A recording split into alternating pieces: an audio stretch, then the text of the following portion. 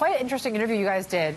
How significant is it that this ex-board member, Sakurai, is saying that we could get out of NERP by the end of the year?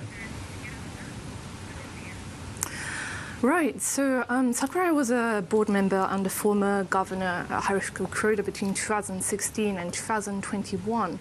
And it's significant because he was known as someone who's quite close to Kuroda and someone who sort of represents the consensus view within the board.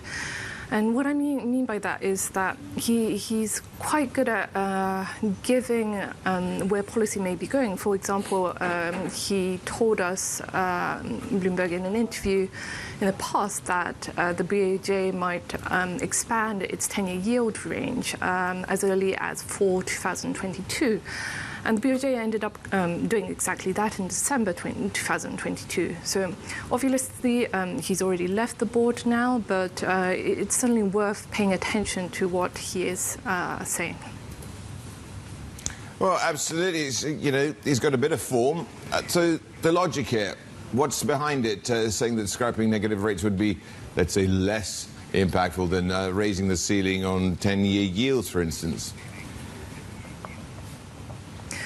Right, so what he's saying here is a little surprising. It's not the existing market consensus view here, but he's saying basically that the BOJ is likely to scrap negative yields before it does anything to the YCC, specifically raise the ceiling on 10-year yields. And his logic behind that is, in his view, real interest rates have fallen so much. It's at its lowest since YCC was brought in 2016, that even if you scrap negative rates and put it back to zero, for example, it won't have that much of an impact on the real economy. So that's his view. And he also says that because negative rates only impacts a certain amount of commercial banks' accounts with the BOJ, it doesn't have that much of an impact on the real economy. Compare that to raising the ceiling on 10-year yields, and he's arguing that that could have much more of an impact on both the financial markets and Japan's fiscal conditions overall. So that's his logic.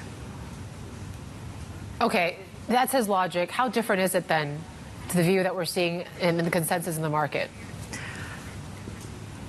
Right, so it is quite different. So, for example, with the polls that we conducted last month with BOJ Watchers economists, those surveys basically said that none of them saw negative rates being scrapped by the end of the year. Only 9% said that it's likely in January.